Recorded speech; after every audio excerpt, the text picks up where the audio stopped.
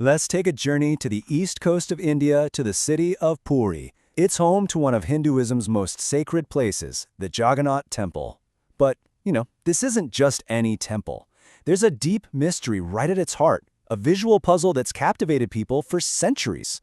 So, let's get into it and unravel the story behind these incredibly unique deities. And here they are, the holy trio of Jagannath, Balabhadra, and Subhadra. Just take a good look at them. They're not like the usual stone or metal statues you'd find in most Hindu temples, right? These are carved from sacred wood. They've got these massive heads, enormous round eyes, and this really striking kind of abstract form. Which, of course, brings us to the big question. Why? What's the story here? Exactly. That's the million-dollar question, isn't it? Why do these incredibly revered, powerful deities look incomplete? No real arms? No legs? Well, the answer isn't something you'll find in a typical history book. It's actually found in a powerful legend. The story kicks off with a divine vision, a king's solemn promise, and a very, very mysterious carpenter who shows up with one very unusual condition. This is where we start to understand where their iconic forms really come from. So the legend goes that the great god Vishnu told King Indradumna to find this special sacred log floating on the ocean. The king finds it, but there's a problem. No one can even make a dent in it. Then, out of nowhere, this mysterious old carpenter appears. Turns out this was Vishwakarma, the architect of the gods, in disguise. He agrees to carve the idols, but on one condition, and it's a strict one. He must be left completely alone until the job is done. So he locks himself in a room. For 2 whole weeks, everyone can hear the sounds of carving. And then, total silence.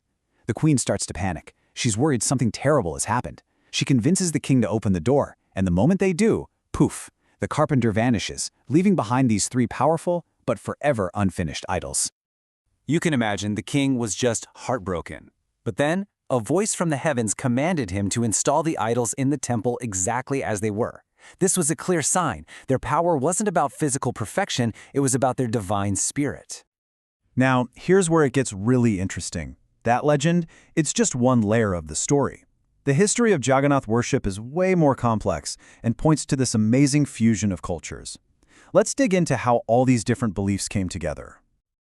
The Jagannath tradition is this incredible blend of 2 very different streams.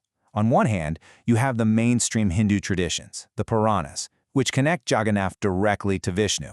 But then you have these really deep tribal roots.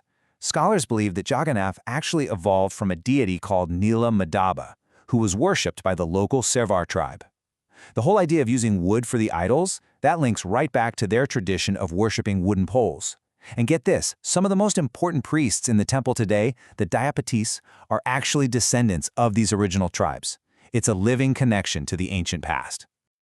The massive, magnificent temple we see today was started way back by King Anantavarma Chodaganga, and then later rebuilt into its current form in 1174. But its history is also a story of incredible survival. The temple records show it's invaded at least 18 times over the centuries, and each time the precious wooden idols had to be secretly smuggled out and hidden away to keep them safe. And this amazing resilience leads us right to the temple's most famous living tradition, a festival so huge, so powerful, it literally gave the English language a brand new word.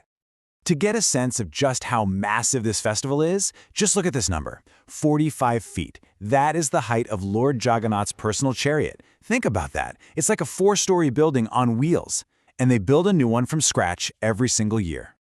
And this is it, the Rath Yatra, or the Festival of Chariots. Once a year, the deities are brought out from the deepest part of the temple to greet the public, and they travel on these gigantic, ornately decorated chariots. Millions of people come from all over, grabbing onto these thick ropes to pull the chariots, because they believe it's an act of incredible spiritual merit. So, believe it or not, this festival is where we get a really powerful English word. Early European visitors were completely awestruck by the sight of these enormous, seemingly unstoppable chariots moving through the massive crowds. Their accounts gave us the word Juggernaut, meaning an immense, overwhelming, unstoppable force. It comes straight from the name Jagannath. Pretty cool, right? So that fusion of tribal and Hindu traditions we talked about, well, that was just the beginning. This temple is really a spiritual crossroads, a whole universe of belief all contained within its walls. See, Jagannath is not just one thing to all people. For Vaishnavas who worship Vishnu, he is the supreme god. For Shaivites, his brother Balabhadra is often seen as the great god Shiva. For Shaktas who revere the divine feminine, his sister Subhadra is the great goddess Shakti. But it doesn't even stop there. Some scholars see connections to Buddhism, maybe even Jainism. It's just this powerful symbol of syncretism, where all these different streams of faith flow together into one mighty river. And that is exactly why this temple is so incredibly important. It's one of the 4 great pilgrimage sites in all of India, the Char Dham. It really stands as this beacon of faith, pulling people from countless different traditions to this one single sacred place. So we come back to that first question. Are these unfinished idols a reminder of a divine mystery, of a carpenter who just vanished into thin air? Or are they the perfect symbol of unity, a form so abstract that it can welcome the beliefs of so many different people? You know, maybe the answer is both. As the Lord of the universe, Jagannath continues to watch over everyone, embodying a truth that is, in its own way, beautifully and perfectly incomplete.